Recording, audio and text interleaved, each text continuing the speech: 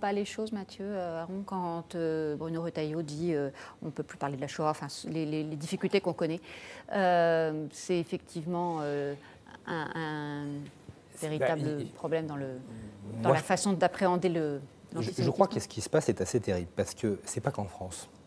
Oui, il y a une vraie montée de l'antisémitisme. Tous les chiffres sur l'année 2017, dans des pays importants, des pays européens importants, le montrent.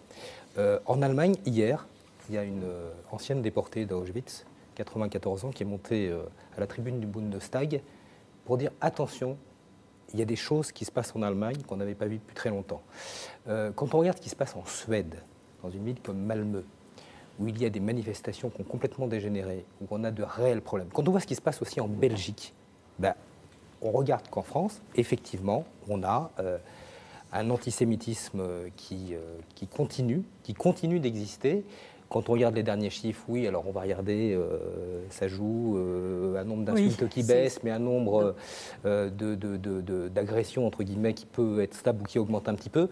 Voilà, je crois que ce n'est pas un simple phénomène français, c'est dans un contexte européen. Alors après, on peut s'interroger sur le pourquoi de cette montée de l'antisémitisme en Europe. Il y a plusieurs raisons, et c'est un débat assez vaste. Effectivement, en préparant l'émission, je me regardais, en une journée, il y avait des dépêches sur la Grande-Bretagne, sur l'Allemagne, sur la Pologne. C'est très impressionnant, ce qui est depuis quelques mois.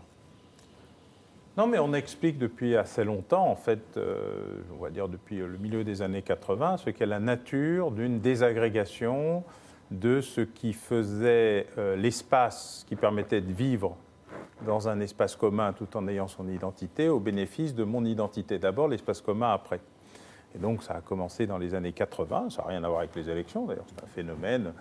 Les émeutes de 79, dans les banlieues, même si ce terme a une connotation aussi peu valable géographiquement qu'autre chose, puis ce qu'on appelle la communautarisation, et l'incapacité au nom d'un pseudo-remords colonial d'une partie de la nation et pas de l'État, à assumer le fait de quelles sont les règles de vie commune qui permettent de se respecter, de se dire bonjour.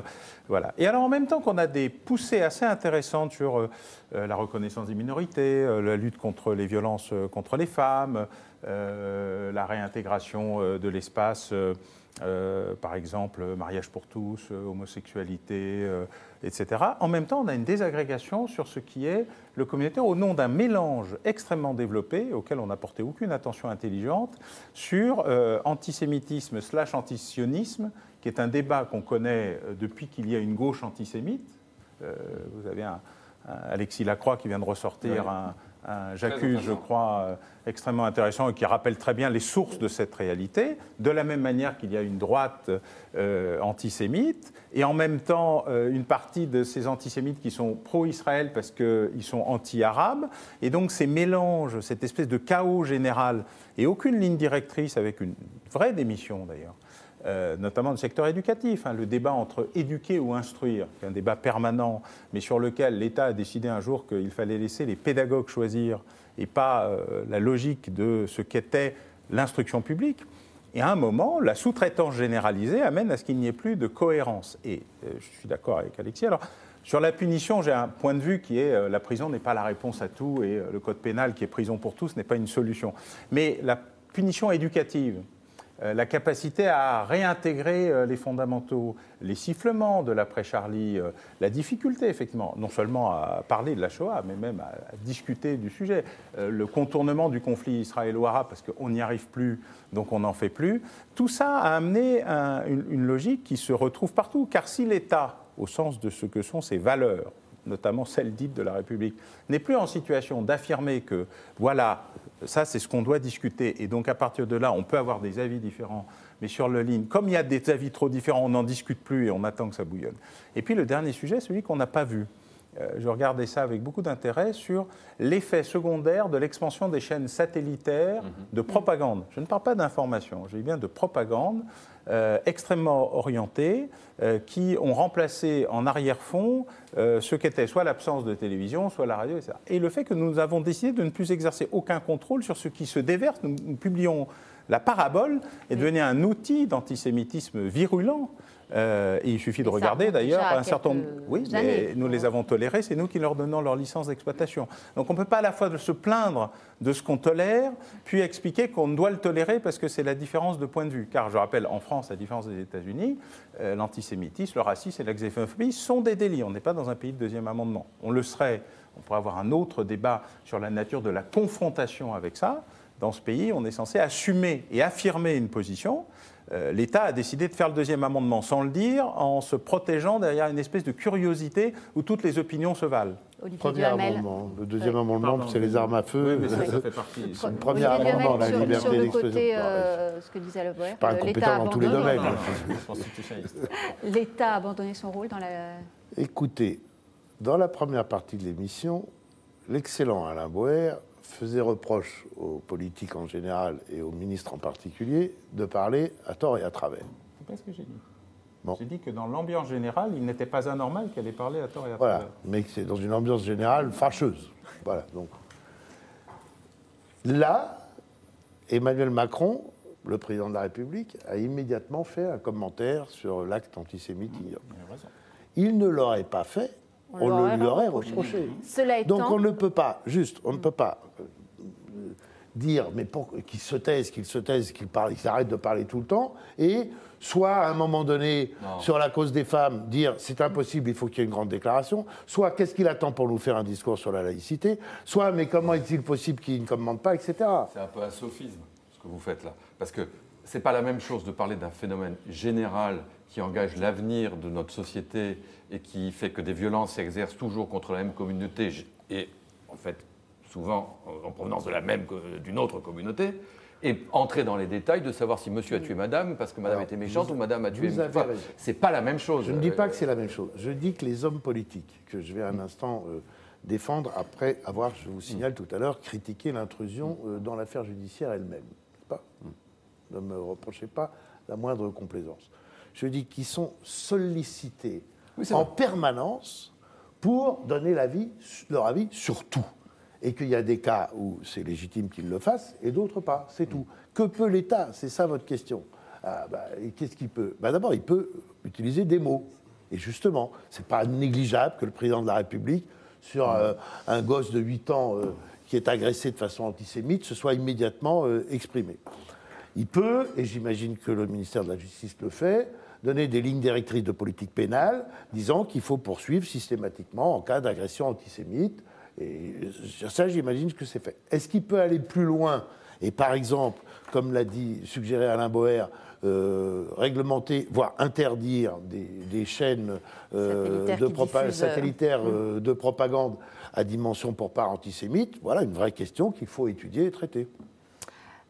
On va écouter quand même sur un point un peu technique, mais toujours le Premier ministre, qui a une suggestion peut-être pour justement améliorer cette lutte contre l'antisémitisme. On l'écoute et on en reparle.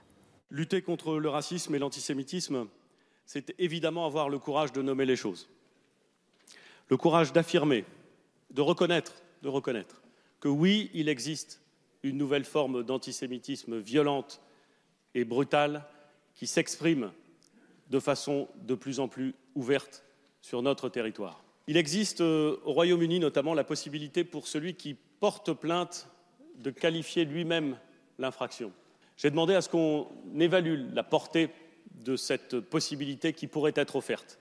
Alors, à cette suggestion de laisser la victime qualifier l'infraction, je vous voyais, Mathieu Aron, Alexis, vous étiez dubitatif. Bon, il faudrait étudier précisément ce que veut dire Édouard Philippe. Ce qui est intéressant, c'est... ce matin, j'écoutais M. Pupponi, qui effectivement rendait compte de ce qui se passe à Sarcelles. Député de Sarcelles. Député de Sarcelles, tout à fait.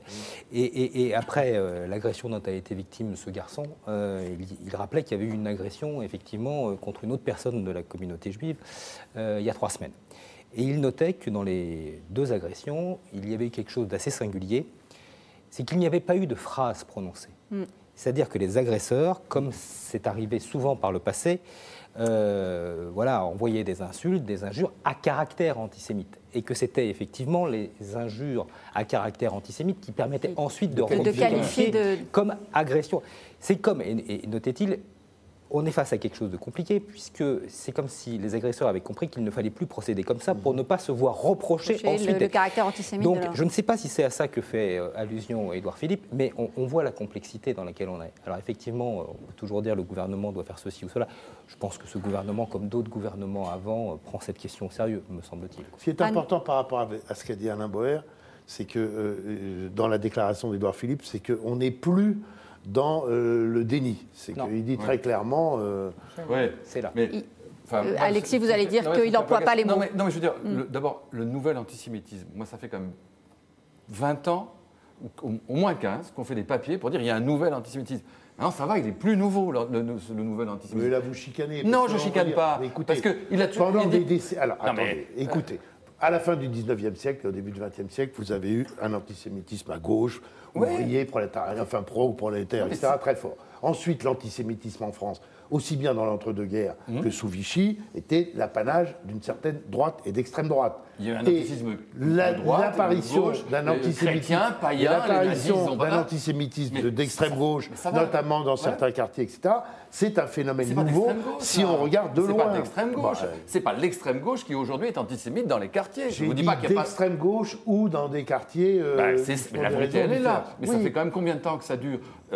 On sait que c'est des populations d'origine ou de culture musulmane qui, parce qu'elles ont baigné là-dedans, ou pas, ou pour d'autres raisons, on peut toujours... Mais enfin, on sait très bien, et je pense qu'à un moment, il faut arrêter de dire que c'est nouveau, c'est plus nouveau. Voilà. Ça dépend où vous mettez votre focale. Par rapport aux années 30, c'est nouveau. Mais par rapport à la vie... Donc là, c'est vraiment chercher absolument à trouver un reproche à faire à Édouard Philippe. Non, mais je le fais... Non, parce que je ne sais pas, à Édouard Philippe en particulier, je l'ai dit 10 fois, y compris ici, qu'on dit c'est un nouvel antisémitisme. Et vous savez, ce qui est terrible, c'est qu'un nouvel antisémitisme ne chasse pas forcément l'autre. Oui. Et que, de fait, aujourd'hui, on sait très bien qu'il y a...